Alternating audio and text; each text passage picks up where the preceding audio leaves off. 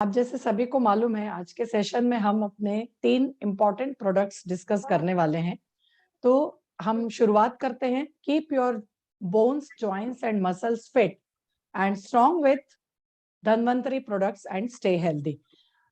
दोस्तों, सबसे पहले हम देखेंगे कि ये जॉइंट हेल्थ मैनेजमेंट क्या होता है और कुछ हम जो संधिवात है या फिर उससे जो संबंधित कुछ रोगों के बारे में थोड़ा सा डिस्कस करेंगे, उसकी चर्चा करेंगे।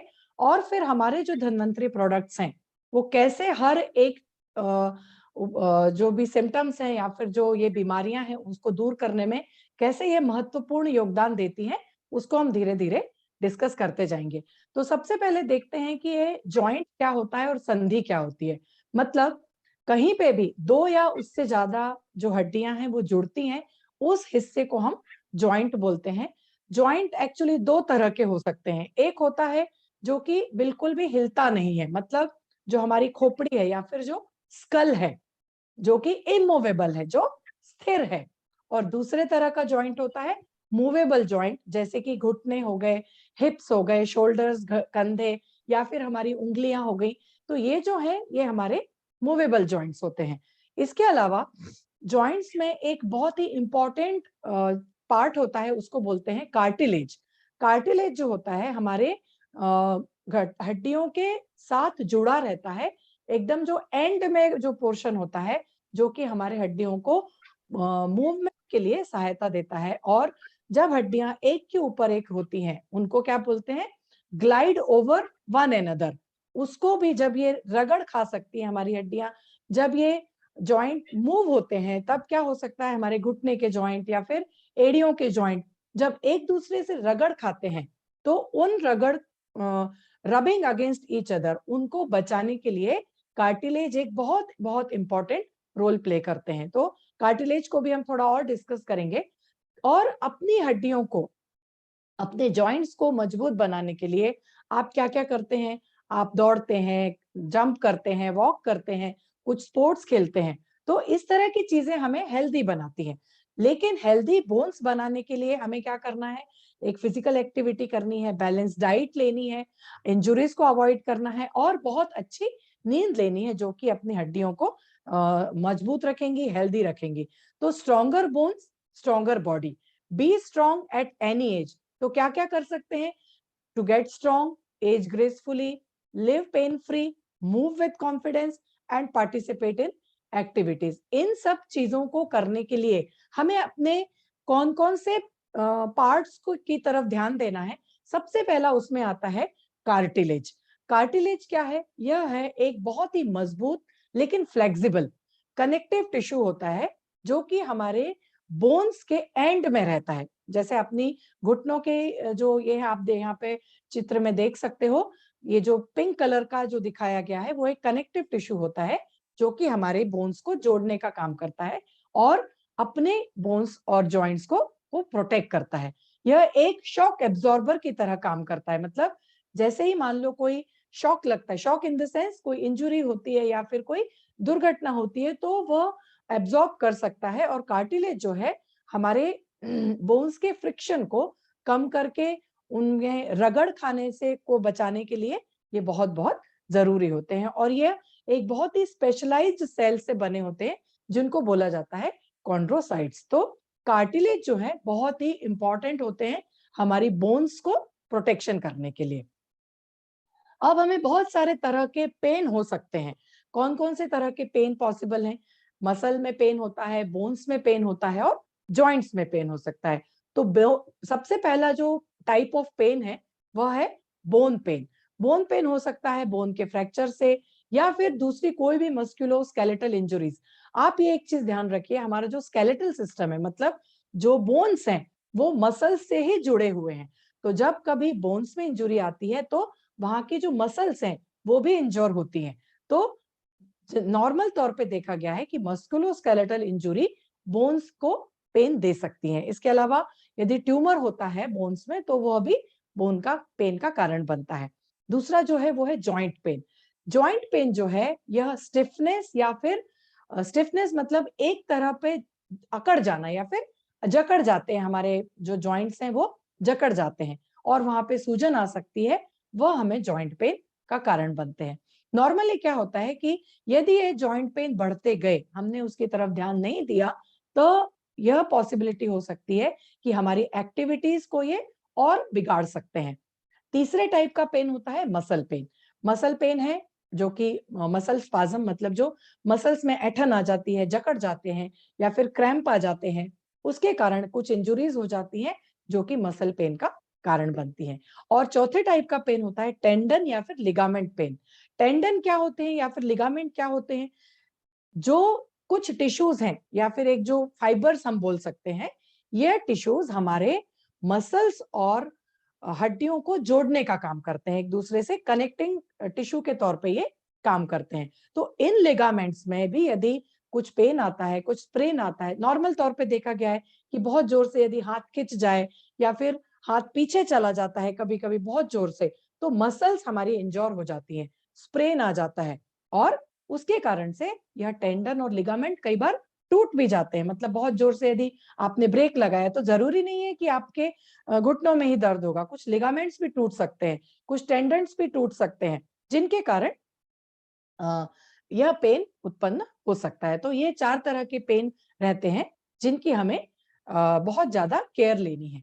अब जो दूसरे तरह के भी और पेन है, what causes joint pain? Joint pain जो है ये दोनों तरह के हो सकते हैं। एक होता है आर्थराइटिस रिलेटेड कॉज, और एक होता है जो कि आर्थराइटिस से रिलेट नहीं रहता लेकिन अनरिलेटेड टू आर्थराइटिस। तो ऑस्टियो आर्थराइटिस है, रूमेटाइड आर्थराइटिस है, स्पाइंडल आर्थराइटिस है और वायरल आर्थराइटिस है। और इस तरफ हम देखेंगे अनरिलेटेड टू आर्थराइटिस, वो होता है फाइब्रोमाइल्जिया, हेमार्थरोसिस, देन हाइपरथायरॉयडिज्म, हाइपोथायरॉयडिज्म और डिप्रेशन। यह अलग अलग टाइप के कुछ कॉजेज हैं जो कि हमें दूसरे तरह के कुछ और पेन दे सकते हैं। सबसे पहले हम देखेंगे बोन एंड जॉइंट डिसऑर्डर्स। हमें क्योंकि इसी को आगे चल के समझना है कि हमारे प्रोडक्ट्स इन सब डिसऑर्डर्स में कैसे काम करते हैं। सबसे पहला जो सबसे पहले टाइप का जो आर्थराइटिस है वो क्या है? Osteo arthritis.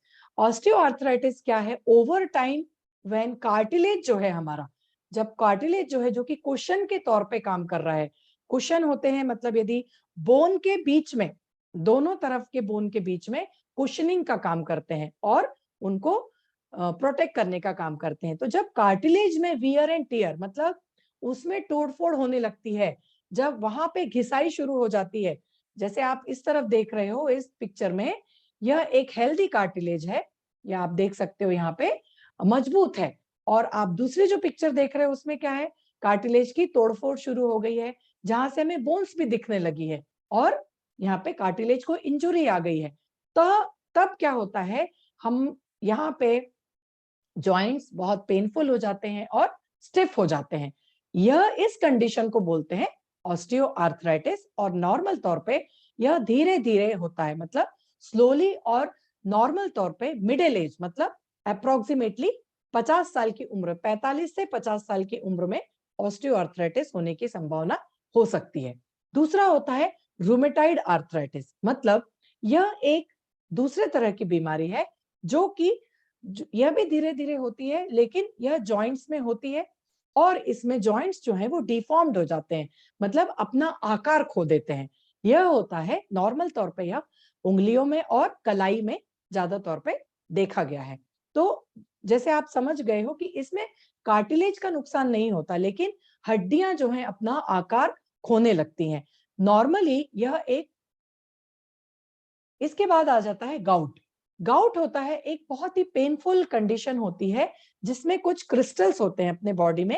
यूरिक एसिड जो है यह एक वेस्ट है। यह वेस्ट यदि डिपॉजिट हो जाता है, नॉर्मल तौर पे यह देखा गया है कि यह अपनी जो बड़ी उंगली होती है पैर की, घुटने मतलब अंगूठे के पास, वहां पे यह डिपॉजिट हो जाता है और उधर सूजन आने लगती है।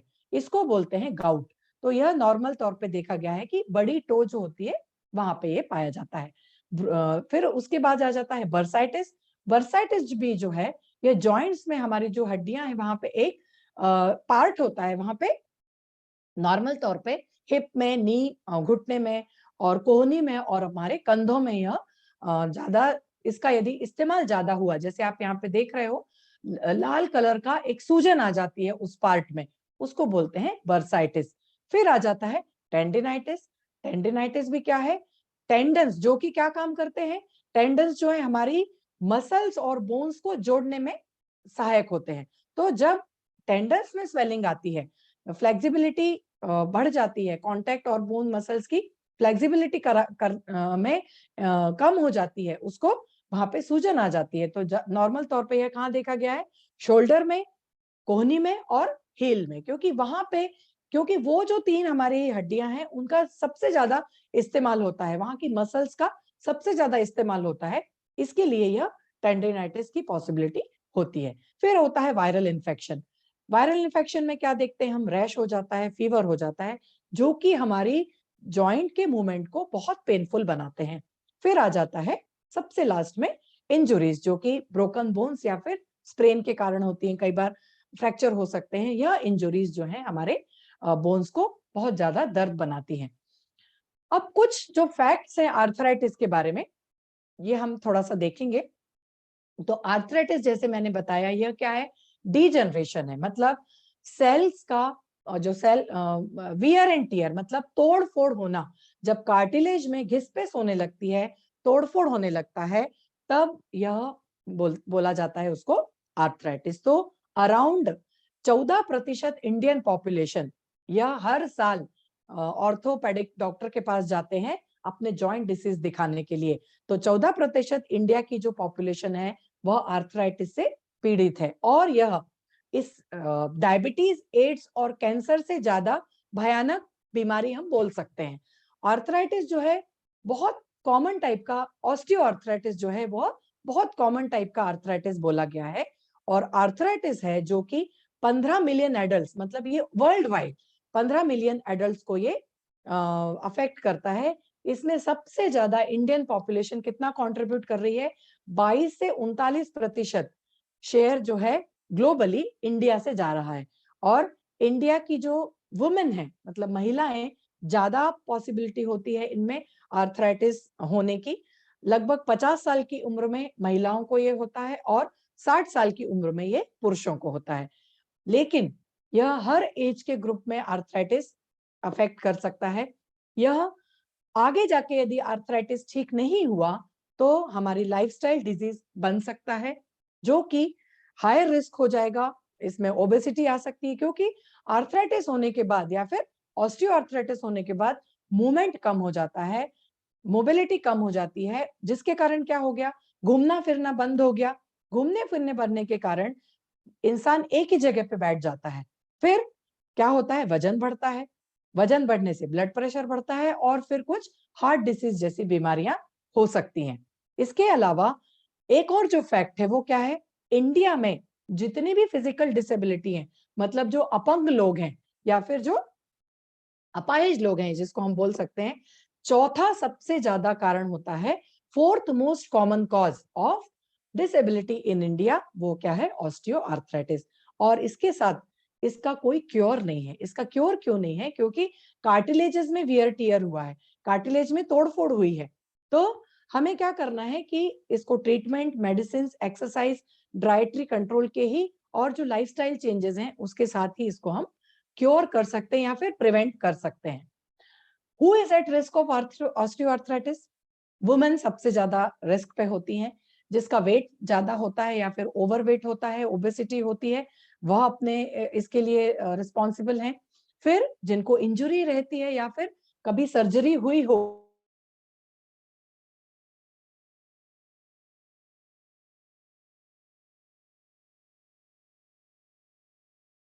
कोई कुछ लोग बहुत ज्यादा सीढ़ियां उतरते चढ़ते हैं, कुछ एक ही तरह की एक्सरसाइज करते हैं, तब उनको भी ये प्रॉब्लम हो सकती है। Joints do not form correctly, यदि ऑपरेशन हुआ है, यदि सर्जरी हुई है और यदि वो सर्जरी ठीक से नहीं हुई, तब भी पॉसिबिलिटी हो सकती है ऑस्टियोआर्थराइटिस की। और यदि किसी की फैमिली हिस्ट्री है, किसी के पेरेंट्स में या फिर कोई घर में कोई ऑस्टियोआर्थराइटिस का पीड़ित है, तब पॉसिबिलिटी है कि पर्सन को ऑस्टियोआर्थराइटिस हो सकता है। सिम्टम्स क्या है? स्टिफनेस है, बहुत ज्यादा जकड़ आ जाती है, जकड़न आ जाती है, और माइल्ड पेन से लेके सीवियर पेन तक हो सकता है। कॉमन साइंस क्या हो जाते हैं? स्वेलिंग आ जाती है और टेंडरनेस, मतलब आपकी जो टिश्यूज हैं वो बहुत कोमल हो जाते हैं, बहुत कमजोर हो जाते हैं। एक से इसका सिम्टम क्या होता है? जब आप सुबह उठते हो तब आपके घुटनों में और पैरों में या फिर एड़ियों में जकड़न आ जाती है, स्टिफनेस आ जाती है, तो आपको उठने में तकलीफ होती है। इसके अलावा यह क्रंचिंग फीलिंग, मतलब ऐसी फीलिंग आती है कि कुछ टूट फूट रहा है। जब हमारी बोन्स एक दूसरे से रगड़ खाती हैं तो घिसने जैसी आवाज आने लगती है। डिफरेंस क्या है रूमेटाइड और ऑस्टियोआर्थराइटिस में? और रूमेटाइड आर्थराइटिस जो है यह एक ऑटो इम्यून डिसीज है, ओके। लेकिन ऑस्टियोआर्थराइटिस क्या है? यह तोड़फोड़ के कारण होता है। तोड़फोड़ मतलब टूटने फूटने के कारण, कार्टिलेजेस में टूटने के कारण, wear and tear of joints. लेकिन रूमेटाइड आर्थराइटिस जो है क्या है? एक ऑटो इम्यून डिसीज है, मतलब अपनी जो इम्यूनिटी है वह अपने ही इम्यूनिटी के खिलाफ जब काम करती है, अगेंस्ट काम करती है, तब जॉइंट्स को अफेक्ट करती है और कुछ अलग तरह की एंटीबॉडीज हमारे शरीर में बनने लगती हैं जो कि रूमेटाइड आर्थराइटिस को जन्म देती हैं। और यह एक प्योरली ऑटो इम्यून डिसीज है। इसके अलावा ये क्या है? कौन कौन से जॉइंट अफेक्ट होते हैं? इसमें जॉइंट टिश्यू अफेक्ट होते हैं जो कि इन्फ्लेमेशन देते हैं, जॉइंट पेन और स्टिफनेस और स्वेलिंग देते हैं। सिमिलरली ऑस्टियोआर्थराइटिस क्या है? यहाँ पे कार्टिलेजेस ब्रेक होते हैं जो कि जॉइंट पेन को बढ़ावा देते हैं। नॉर्मली तौर पे देखा गया है कि यह कारण बनता है 2 से 3 टाइम्स ज्यादा यह महिलाओं में पाया जाता है, और ऑस्टियोआर्थराइटिस जो है कॉमनली दोनों में एक समान देखा गया है, और रूमेटाइड आर्थराइटिस 2 से 3 टाइम्स ज्यादा महिलाओं में देखा गया है। इसमें रूमेटाइड आर्थराइटिस कब होता है? किसी भी एज में हो सकता है, लेकिन ज्यादा तौर पे मिडिल एज में भी पाया गया है। सिमिलरली ऑस्टियोआर्थराइटिस भी most often in middle age, commonly found in, यदि कुछ इंजुरी रहती है तभी ये ज्यादा देखा गया है। इसका एक सिंपल जो सिम्टम है वो क्या है? रूमेटाइड आर्थराइटिस जो है वह आपको उठने के बाद एटलीस्ट आधा घंटे तक आपको चलने में तकलीफ होगी, मिनिमम आधा घंटे आपको उठने में तकलीफ होगी। आप जब सुबह नींद से जागते हो तो आधा घंटा यह तकलीफ होती है, लेकिन ऑस्टियोआर्थराइटिस जो है वह धीरे धीरे आधे घंटे के बाद ये कम होने लगता है। और यदि रूमेटाइड आर्थराइटिस है तो यह कम नहीं होता, यह वैसे ही रहना रहता है। और एक और जो अच्छा इसका सिम्टम है वो क्या है? इसमें सिमेट्रिकल पैटर्न आता है, जो सूजन आती है वह सिमेट्रिकल पैटर्न में आती है। मतलब यदि आपको एक हाथ में सूजन आई है, आपकी हड्डियां सूजन आई है, तो पॉसिबिलिटी है सेम टाइप की सूजन आपको दूसरे हाथ में भी आएगी, इसलिए इसका पैटर्न सिमेट्रिकल होता है। और ऑस्टियोआर्थराइटिस में ऐसा जरूरी नहीं है, क्योंकि इसका जो पेन है ये अलग अलग डिग्री का कहीं भी हो सकता है। अब जो सबसे ज्यादा जो मेडिसिनल जो ट्रीटमेंट लिया जाता है वो क्या है? नॉर्मल तौर पे इसका जो ट्रीटमेंट है वो नॉन स्टेरॉइडल एंटी इंफ्लेमेटरी से लिया जाता है। लेकिन यदि अब ये जो ट्रीटमेंट है, यदि किसी को ऑस्टियोआर्थराइटिस है या फिर रूमेटॉइड आर्थराइटिस है या किसी भी और तरह का जो पेन रहता है, इसको हम दूर करते हैं non steroidal anti inflammatory drugs के। लेकिन इसका जो लॉन्ग टर्म ट्रीटमेंट है यह बहुत सारे साइड इफेक्ट देता जाता है। इसके अलावा यदि घुटनों का दर्द ठीक नहीं हुआ तो जॉइंट रिप्लेसमेंट सर्जरी करना पड़ती है। जॉइंट रिप्लेसमेंट सर्जरी का आप यहाँ पे एक मैं बताना चाहूंगी, 2020 में कितने नी रिप्लेसमेंट हुए हैं? लगभग 2 लाख तक इसका आंकड़ा पहुंचा है। तो आप सोचिए कि आप किस श्रेणी में आप अपने आप को रख रहे हो। यदि शुरुआत हुई है, जो कि बहुत ज्यादा कॉमनली ये पाया गया है, तो अब आप सोचिए कि 2 लाख नंबर यदि 2020 में आया था, तो 2021-2022 में ये कितना पॉसिबिलिटी जॉइंट रिप्लेसमेंट की तरफ ये जाते जा रहा है। हमारे शरीर को क्या-क्या लगता है? कौन-कौन से तत्व लगते हैं बोन और जॉइंट हेल्थ के लिए?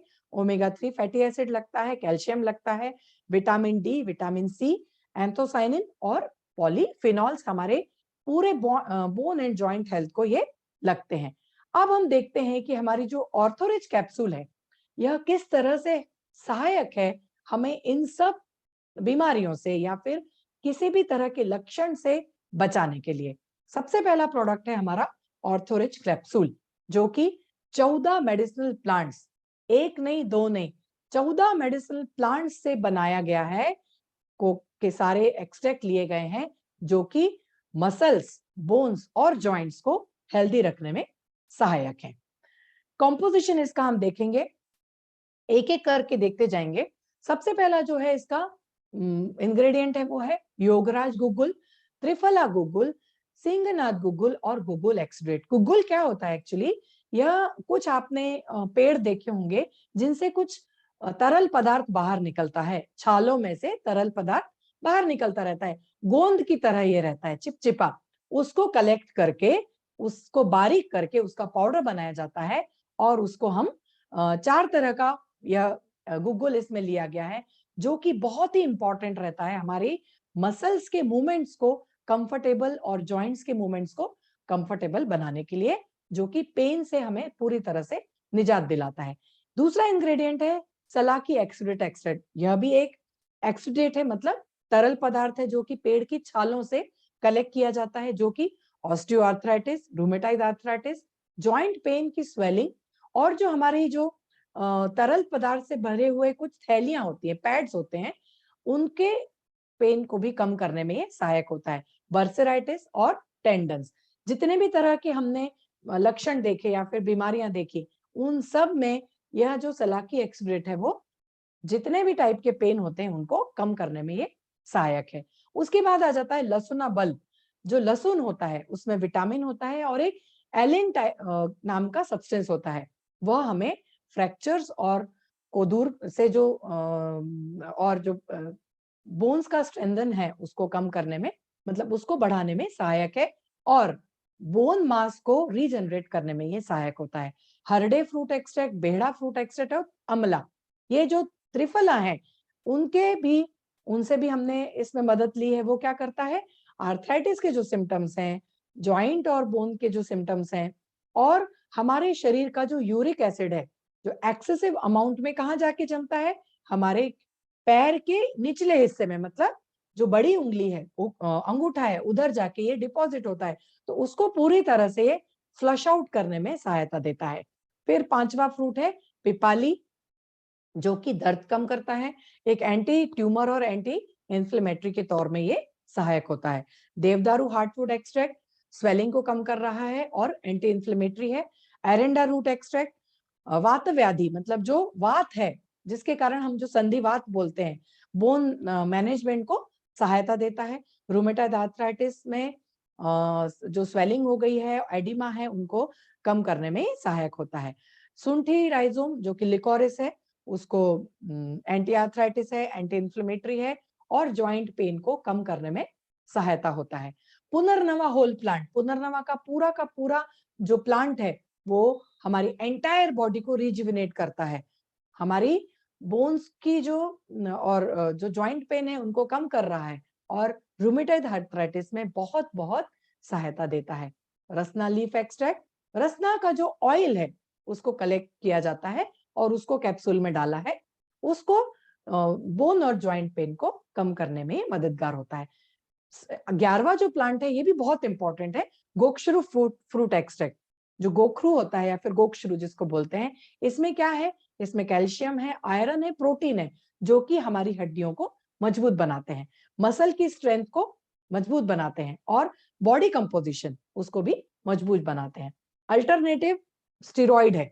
ये जो गोक्षरू प्लांट है, इसको हम मतलब जो स्टेरॉइड जो इसमें पाए गए हैं, वह जो हम इंजेक्शन के तौर पे, मतलब बहुत ज्यादा जब पेन होता है तो नॉर्मल तौर पे स्टेरॉइड्स के इंजेक्शंस देने पड़ते हैं। तो गोक्षरू का जो फ्रूट है वह ऑर्थोरिच कैप्सूल में एक अल्टरनेटिव स्टेरॉइड के तौर पे काम करता है, जो कि रूमेटाइड आर्थराइटिस के ट्रीटमेंट में सहायक है। निर्गुंडी का एक्सट्रैक्ट जॉइंट पेन को कम कर रहा है, एंटी इंफ्लेमेटरी है और पूरे जो जॉइंट पेन और मसल स्पाज्म है उसको ये मिटिगेट करता है, कम करता है और जिनको आर्थराइटिस की बीमारी है उनमें भी सहायक होता है। चित्रकाट रूट एक्सट्रैक्ट जो है वो एंटी इंफ्लेमेटरी है, स्वेलिंग को कम कर रहा है और रूमेटॉइड आर्थराइटिस और गाउट जो कि एक ऑटोइम्यून डिसीज है उसमें सहायक है, लो बोन डेंसिटी जिनकी होती है उसमें भी ये घनत्व बढ़ाने में सहायक होता है। और लास्ट का जो है वो है कपूर एक्सट्रैक्ट। कपूर जो है हमारे जो इन्फ्लेमेटरी जो एजेंट होते हैं वहां पे कुछ इंटरफेरेंस करके उनको कम करता है और आर्थराइटिक इन्फ्लेमेशन और एक स्ट्रॉन्ग एनाल्जेसिक प्रॉपर्टी रखता है जो कि ऑस्टियोआर्थराइटिस में जितना भी पेन है उसको कम करने में ये सहायक है।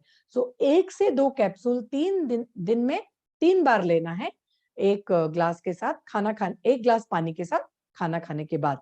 जिनको ज्यादा पेन है वो 2 या 3 कैप्सूल भी ले सकते हैं और नॉर्मल तौर पे 102 कैप्सूल 3 बार हम इसको एक गिलास पानी के साथ खाना खाने के बाद इसको हमें इस्तेमाल करना चाहिए। जितने तरह के पेन है, ऑस्टियोआर्थराइटिस हो, रूमेटॉइड आर्थराइटिस हो, टेंडनाइटिस हो, बर्सेटाइटिस हो या फिर गाउट है, किसी भी तरह की तकलीफ हो, ऑर्थोरोज कैप्सूल हमें बहुत अच्छे से मदद कर सकती है।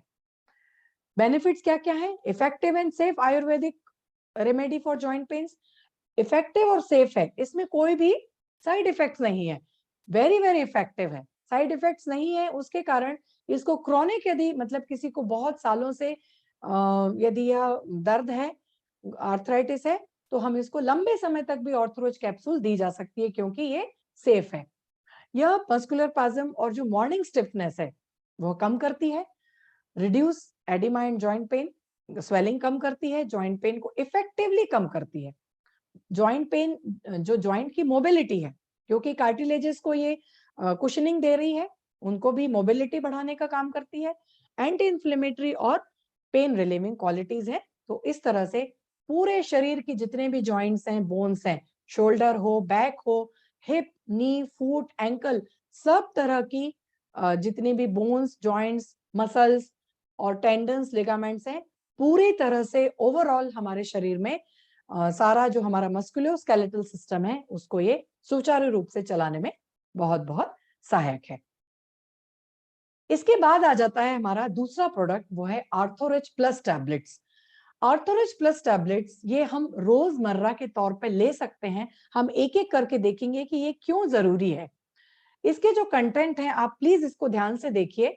कोलेजन टाइप 2, ग्लूकोसामिन, ये थोड़े से कॉम्प्लिकेटेड टर्म्स हैं, थोड़ा सा बोलने में आपको कुछ असहायता होगी, लेकिन आप यदि इनको ध्यान से सुनेंगे तो आप देखेंगे कि इसका एक एक इंग्रेडिएंट जो हमने जो टैबलेट बनाई है बहुत ही उपयोगी है हमारे पूरे शरीर के जॉइंट्स को और मसल्स को सहयोग देने के लिए। तो collagen type 2, glucosamine, chondroitin sulphate, hydronic acid और मिथाइल सल्फोनिल मीथेन, इसके बेनिफिट्स क्या क्या हैं देखेंगे।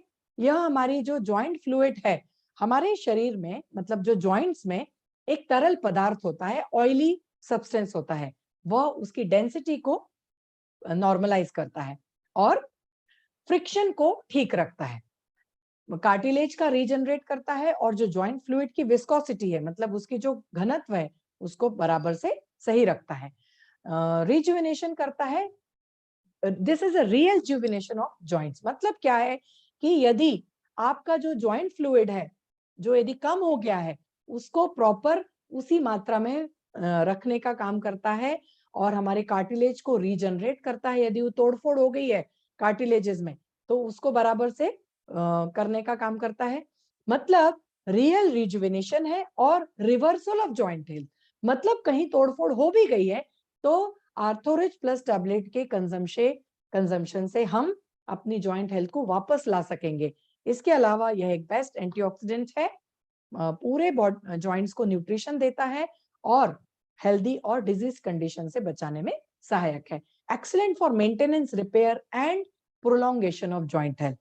बहुत ही कारगर है, मेंटेनेंस रखता है। मतलब हमारी शरीर को, जैसे हम अपनी गाड़ी को मेंटेनेंस करते हैं, हमारी बाइक हो या फिर कार हो या फिर कोई भी हमारी इवन साइकिल भी हो, जिस तरह से हम अपनी गाड़ियों की देखरेख करते हैं उसी तरह से हमारा जो शरीर है ये कंटिन्यूअस दौड़ रहा है, हर तरह से दौड़ रहा है।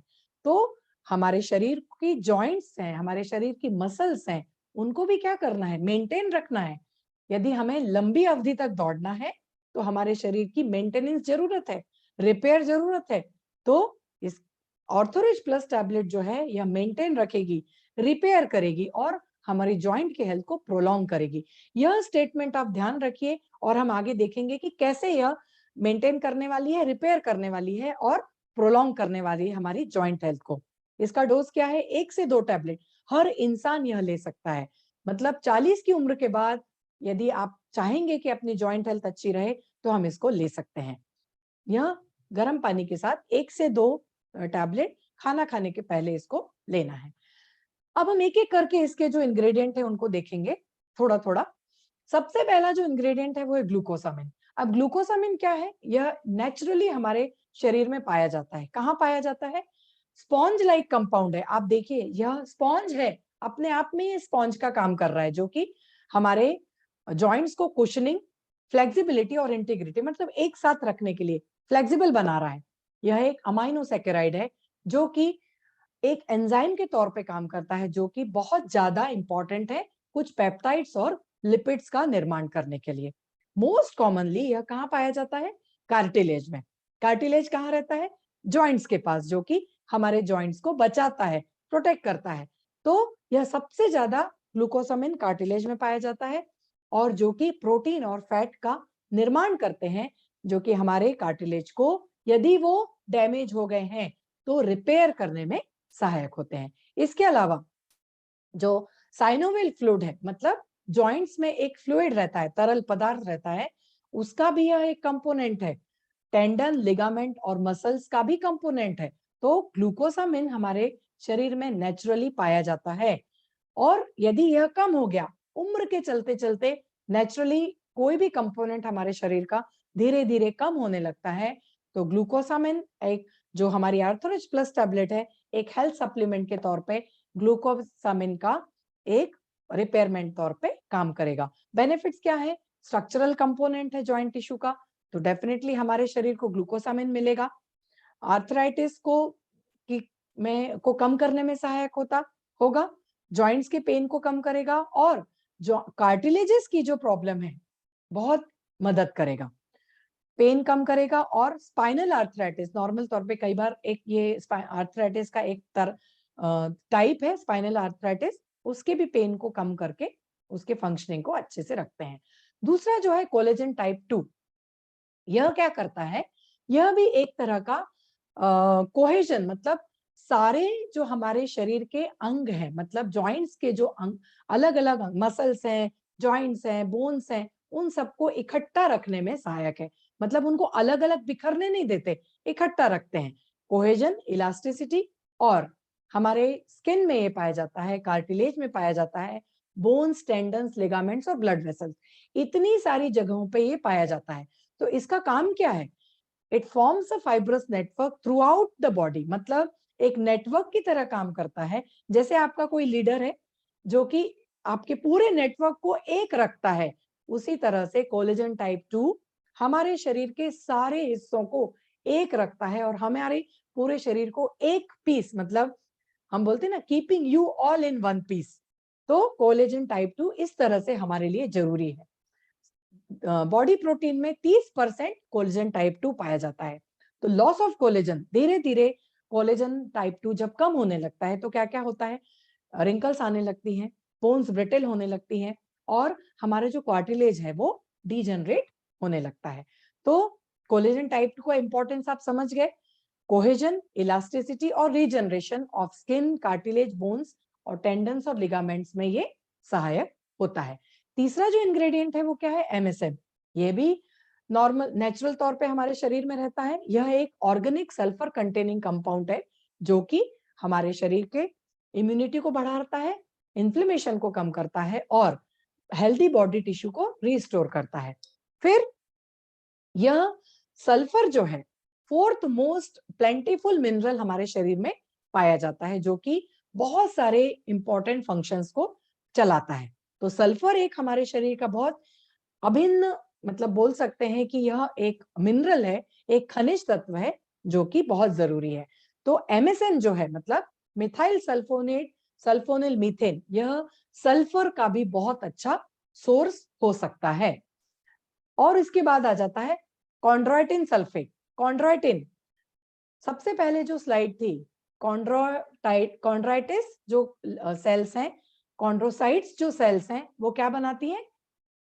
कार्टिलेज बनाती हैं। तो कार्टिलेज जो है यह कॉन्ड्रोटिन से ही बनता है, जो कि बहुत ज्यादा इंपॉर्टेंट होता है, हमारी एक अलग स्पेशल टाइप का प्रोटीन होता है उसको बनाने के लिए, जो कि क्या कर रहा है? हमारे सेल एडिशन को बढ़ाता है, एकत्र रखने का काम करता है। सेल को प्रोलिफरेशन, मतलब प्रोलिफरेशन है अच्छी सेल्स को बढ़ाना और माइग्रेट करना। इसके अलावा ईसीएम असेंबली, मतलब जो एक्स्ट्रा सेल्यूलर प्रोटीन्स हैं, सेल्स के बाहर जो प्रोटीन होता है उसको ये इकट्ठा रखने का काम करते हैं और टिश्यू रिपेयर का काम करते हैं, कोएगुलेशन का काम करते हैं और इम्यून रिस्पॉन्स बढ़ाते हैं। यह एक, हम बोलेंगे, एक कोर प्रोटीन है जो कि एक ब्रश की तरह दिखते हैं। जो हमारा एक बॉटल ब्रश होता है या फिर जो हम नॉर्मल तौर पे ब्रश आप देखते हो, तो ये काम क्या करते हैं? शॉक एब्जॉर्बर की तरह ये काम करते हैं। मतलब यदि गाड़ी को आप ब्रेक लगाते हैं तो बोलते हैं ना कि शॉक एब्जॉर्बर खराब हो गया या उसका सस्पेंशन खराब हो गया, तो क्या होता है? यह भी वो ही काम करते हैं, एब्जॉर्ब कर लेते हैं जो भी शॉक लगता है, जो भी इंजुरी होती है, तो कार्टिलेजेस जो है उसको एब्जॉर्ब कर लेते हैं। तो कॉन्ड्रोटाइन सल्फेट जो है इंपॉर्टेंट होता है कॉन्ड्राइटिन बढ़ाने में, जो कि ज्यादा से ज्यादा कार्टिलेज का अच्छी अच्छी सेल्स का निर्माण करेंगे और हमारी बोन्स को बचाएंगे। Protect cells from mechanical damage. बहुत सारी इंजरीज हमें होती है, चलते चलते ठोकर लगती है, चोट लगती है, कहीं हम गिर जाते हैं, तो क्या होता है? ये सब मैकेनिकल डैमेज है। तो हमें जरूरी नहीं कि तभी के तभी हमारी हड्डी टूट जाए, तो कहाँ से हमें कौन बचा रहा है? कार्टिलेज हमें बचाता है। तो जो कॉन्ड्राइटिन सल्फेट है यह बहुत ही इंपॉर्टेंट अभिन्न भूमिका निभाता है कार्टिलेज के को बचाने में और कार्टिलेज का निर्माण करने में। एक एंटीऑक्सीडेंट है, एंटी ओपोटॉप्सिस एजेंट है, मतलब जो एपोटॉप्सिस मतलब जो कैंसर सेल का निर्माण होने की प्रक्रिया को कम करता है, एंटी इंफ्लेमेटरी होता है, एंटी माइक्रोबियल और एंटी कोएगुलेंट के तौर पे काम आता है। उसके बाद आ जाता है हाइल्यूरोनिक एसिड। यह भी बहुत इंपॉर्टेंट है। यह एक गूजी, मतलब एक तरल पदार्थ होता है, स्लिपरी सब्सटेंस, जो कि हमारी बॉडी को नेचुरली हमारे शरीर में ये पाया जाता है। साइंटिस्ट ने ये बोला है कि हाइल्यूरोनिक एसिड जो है हमारे शरीर के बहुत सारे हिस्सों में पाया जाता है, स्पेशली आंखों में तरलता देने के लिए, जॉइंट्स में तरलता देने के लिए और स्किन में को हाइड्रेट करने के लिए। तो आप समझ गए होंगे कि हाइल्यूरोनिक एसिड बोन्स में या जॉइंट्स में किस तरह से काम कर रहा है। It helps things move smoothly, मतलब हमारी आंखें जो यहाँ वहां घूमती हैं, तो किसकी वजह से है? तरलता किसकी वजह से है? हाइल्यूरोनिक की वजह से। जॉइंट्स की जो मूवमेंट है वो किसकी वजह से है? It is working like a oil, well oiled machine, मतलब एक ऑयल की तरह हमारे शरीर में या जॉइंट्स में ये काम कर रहा है। यदि आपकी मशीन में ऑयल कम हो गए तो हम क्या करते हैं? ऑयलिंग करते हैं, हम बोलते हैं मशीन ऑयलिंग करने दी है। किसी भी मशीन को देख लीजिए। तो सिमिलरली हमारी जॉइंट्स हैं वो भी एक मशीन की तरह काम कर रही हैं। ओके, तो हाइल्यूरोनिक एसिड जो है यह एक ऑयल की तरह काम करता है। यदि यह कम हो गया तो क्या करना पड़ेगा? एक ऑयल डालना पड़ेगा हमारी मशीनरी में। तो जॉइंट्स में भी ऑयल की जरूरत है, तरल पदार्थ की जरूरत है। तो हाइल्यूरोनिक एसिड जो है यह एक सप्लीमेंट के तौर पे, हमारी जो आर्थोरिच प्लस सप्लीमेंट के प्लस टैबलेट है वह हाइल्यूरोनिक एसिड का सप्लीमेंट देती है। प्रिवेंट करती है क्या? पेन और इंजुरी को। बार बार जो रगड़ खाती है बोन्स, यदि तरल पदार्थ कम हो गया, यदि ऑयल कम हो गया, तो क्या होगा? हमारी जो बोन्स हैं वो आपस में टकराएंगी तरल पदार्थ का, और उसके कारण और ज्यादा बढ़ेगा, पेन बढ़ेगा और बहुत ज्यादा बोन्स डैमेज हो जाएंगी। तो इसके लिए हमें हाइल्यूरोनिक एसिड की जरूरत पड़ती है। इसके साथ साथ हमारी जो स्किन है या फिर जो पूरी शरीर है उसको हाइड्रेट रखने में काम करता है। तो very good at retaining water. और इसके अलावा यह हमारी स्किन को फ्लेक्सिबल बनाता है। जो स्किन में स्ट्रेच आते हैं, फ्लेक्सेस आते हैं, उनको कम करता है और स्किन के रिंकल्स और लाइंस को कम करने में ये सहायक होता है। और इसके साथ साथ यह जहां कहीं भी जख्म हो जाते हैं वह उनको फास्टर ठीक करने में, और जो स्कार्स हो जाते हैं, धब्बे पड़ जाते हैं स्किन में, जो धब्बे पड़ने लगते हैं, उनको भी कम करने में ये सहायक होता है। अब इसमें बेनिफिट्स क्या क्या हमारी ऑर्थोरिच प्लस टैबलेट, जैसे हमने देखी 5 इंग्रेडिएंट, इनके बारे में हमने डिस्कस किया। उन्हीं 5 तत्वों से जो कि नेचुरली हमारे शरीर में पाए गए हैं और नेचुरली हमारे बोन्स को, हमारे शरीर को मैनेज करने में सहायक होते हैं। तो यदि यह कम होते गए हमारे शरीर में से, तो ऑर्थोरिच प्लस टैबलेट जो है हमारी बोन अप, मतलब हमारी जो बोन की हेल्थ है, टिश्यूज की जो हेल्थ है, कनेक्टिंग टिश्यूज की जो हेल्थ है, उनको बढ़ाने में ये सहायता करेगी। कोलेजन टाइप 2 कार्टिलेज को सहायता देगा, ऑस्टियोआर्थराइटिस में इसको यूज करते हैं। जॉइंट और मसल पेन को कम करता है। ग्लूकोसामिन नेचुरल कंपाउंड है, आप जैसे हमने पढ़ा रबरी टिश्यू के तौर पे काम करता है, कुशनिंग का इफेक्ट देता है, पेनफुल कंडीशन में ये सहायक है, ब्रेकडाउन और eventual loss of cartilage, by chance यदि किसी भी इंजुरी से यदि कार्टिलेज का लॉस हो गया, तो ग्लूकोसामिन का सप्लीमेंट या फिर ऑर्थोरिच प्लस में हमने जो ग्लूकोसामिन लिया है, यह पूरी तरह से ऑस्टियोआर्थराइटिस में ये सहायता देने वाला है। कॉन्ड्राइटिन डाइटरी सप्लीमेंट है, वाइटल पार्ट कार्टिलेज का है, मैनेज करता है कार्टिलेज को, जॉइंट बिल्डिंग प्रॉपर्टीज में काम आता है और पूरी तरह से ऑस्टियोआर्थराइटिस में यह सहायक है। हाइलुरोनिक एसिड भी जो है यह भी सहायक है। सल्फ जैसे एमएसएम हमने देखा, यह एक सल्फेट कंटेनिंग तत्व है जो कि हमारी इम्यूनिटी को भी बढ़ाने में सहायक होता है। तो इस तरह से ऑर्थोरिच प्लस टैबलेट एक बहुत ही अच्छा सप्लीमेंट है हमारी मसल्स, बोन्स और स्पेशली कार्टिलेज के हेल्थ के लिए। थर्ड जो हमारा प्रोडक्ट है वो है ऑर्थोरिच ऑयल। ऑर्थोरिच ऑयल के भी इंग्रेडिएंट हम एक एक करके देखेंगे। इसके बेनिफिट्स क्या क्या है? हमारे जॉइंट पेन और मसल पेन को ये कम करने में सहायक है। इसका मसाज करने से, दिन में 2 बार मसाज करने से हमारी जॉइंट पेन और मस्कुलर पेन को सहायता देगा, क्योंकि हम इसको स्किन में डायरेक्टली रब कर रहे हैं। स्किन से ये ऑयल जो इसके जो इंग्रेडिएंट्स हैं हमारे शरीर में प्रवेश करते हैं। बेनिफिशियल इन लुम्बर पेन, कमर दर्द है, घुटने का दर्द है, रिस्ट पेन है, कलाई का दर्द है या फिर सर्वाइकल पेन है, उसको भी कम करता है। मॉर्निंग स्टिफनेस में सुबह सुबह की जो जकड़ आती है, ऐठन आती है, उसको कम करता है, सूजन को कम करता है और जॉइंट पेन को इफेक्टिवली ये कम करके हमारी जो जॉइंट मोबिलिटी है उनको बढ़ाने का में सहायक होता है। अब इसके इंग्रेडिएंट्स देखेंगे। कपूर क्रिस्टल्स और कैम्फेरा ऑसिमिफेरम ऑफिसेरम, जो कि जब हमारे शरीर को ये लगाया जाता है, हमारी स्किन को ये जब लगाया जाता है, तब एक अलग तरह की शीतलता भी यह प्रदान करता है, जो कि हमारे शरीर के नर्व्स एंडिंग तक ये पहुंचती है। मतलब स्किन में जो नर्व्स हैं वहां तक ये पहुंच के हमारे शरीर को एक शीतलता प्रदान करने में ये क्रिस्टल सहायता देते हैं। कपूर की जो क्रिस्टल्स हैं वो, इसमें कपूर का ऑयल डाला गया है।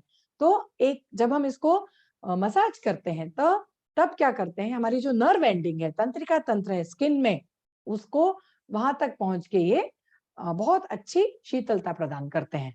इसका दूसरा इंग्रेडिएंट है मेंथॉल क्रिस्टल। मेंथॉल क्रिस्टल्स जो है ये काउंटर इरिटेंट के तौर पे काम करता है। मतलब एक जो है वो शीतलता दे रहा है और जो मेंथॉल के क्रिस्टल है उसको काउंटर कर रहा है। मतलब यह स्किन को गर्माई दे रहा है, मतलब गर्मी देता है, वार्म रखता है। नॉर्मल तौर पे जब कुछ छोटे मोटे दर्द होते हैं, मसल्स के पेन होते हैं या फिर जॉइंट के पेन होते हैं, वहां पे हम इसको मसाज करके दूर किया जा सकता है। उसके बाद आ जाता है सेड्रस देवदार ऑयल, जो कि इसका जो ऑयल लिया गया है वह दर्द को कम करता है, स्वेलिंग को कम करता है और सूजन को भी कम करता है। Nilgiri eucalyptus oil joint pain में सहायता देता है, इन्फ्लेमेशन को कम करता है और पूरी तरह से पेन में सहायक है। विंटर ग्रीन ऑयल डायरेक्टली जो जितने भी दर्द हैं, रूमेटिज्म स्पेशली, मसल्स हैं, लोअर बैक पेन है, उसको ये पूरी तरह से हटाने का, मतलब भगाने में सहायक होता है। फ्लैक्सीड ऑयल यदि देखेंगे, यह थोड़ा सा अलग है। फ्लैक्सीड ऑयल जो है इंपॉर्टेंट है जॉइंट सेल के स्ट्रक्चर में। मतलब ये जो है हमारा जो अंदर वाला ऑयल है उसको जो स्ट्रक्चर मिलना चाहिए वह वहां तक पहुंच के हमारी जो जॉइंट है, फैटी एसिड है, उसको ये सहायता देने में, उसकी जो जॉइंट पेन के कारण हो रहा है सूजन आई है, उसको सहायता देता है। Nutmeg oil anti inflammatory compound रहते हैं इसमें, जो कि इन्फ्लेमेशन और को कम करते हैं, और जहां जहां पे भी इन्फ्लेमेटरी कंडीशंस हैं उनको ये कम करने में सहायक होता है। कैप्सिकम, कैप्सिकम मतलब एक्चुअली जो मिर्च है, अलग टाइप की एक कैप्सिकम एनम बड़ी मिर्ची होती है, उसमें एक कैप्सिसिन नामक एक पदार्थ होता है। यह भी हमारी पेन को कम करने में सहायक होता है। आप सोचोगे कि कैप्सिकम कैसे सहायता देता है? नॉर्मल तौर पे यह एक जो फॉर्मूला है वो क्या है, बर्निंग देता है। बर्निंग और इरिटेंट इफेक्ट कहीं तो भी, मतलब जो ये पूरा जो ऑयल है आप देखोगे कहीं शीतलता दे रहा है, कहीं वार्म दे रहा है, और यह जो है कैप्सिसिन है ये बर्निंग इफेक्ट देता है। बर्निंग और इरिटेंट मतलब पहले ये बर्निंग इफेक्ट देगा, इरिटेंट करेगा, 2 मिनट के लिए आपको कुछ ऐसी मतलब बहुत एक बर्निंग इफेक्ट आएगा, आपके स्किन में इचिंग इफेक्ट आएगा, और फिर आप देखोगे कि धीरे धीरे धीरे धीरे आपका पेन कम हो गया। जैसे इंजेक्शन देते हैं ना, तो जब इंजेक्शन लगता है तो कैसी तकलीफ होती है, वैसे ही यह ऑयल के कारण भी बर्निंग होता है स्किन में, लेकिन फिर जो उससे जो कम करने में धीरे धीरे पेन अपना कम होते जाता है। तो इसके ऊपर बहुत सारे पेपर्स पब्लिश हो चुके हैं कि जो कैप्सिसिन है यह किस तरह से अपने पेन को कम करने में सहायक होता है। और लास्ट में आता है अजवाइन। तो अजवाइन भी जो है यह एंटी इन्फ्लेमेटरी के तौर पे काम आता है। इसमें भी ऑयल होता है, अजवाइन में भी जो ऑयल होता है उसका ऑयल लेके इसको हमने इसमें हमारा जो ऑर्थोरिच ऑयल है उसमें दिया गया है। तो यह भी हमारे शरीर में पूरी तरह से कम करने में ये, मतलब इन्फ्लेमेशन है और पेन कम करने में ये सहायक होता है। तो आप जैसे देख सकते हो 1 2 3 8 तरह के oil, Kapoor oil, menthol crystal का, मेंथॉल जो क्रिस्टल्स हैं वो, सैडर देवदार oil, eucalyptus oil, winter green oil, flaxseed oil, nutmeg oil मतलब जो नटमेग होता है वो, जायफल जिसको बोलते हैं, जायफल का तेल इसमें लिया गया है, कैप्सिकम का तेल इसमें लिया गया है, और अजवाइन का तेल इसमें लिया गया है। यह बहुत ही अच्छे तरीके से हमारी जॉइंट्स को ठीक करने में सहायक होता है।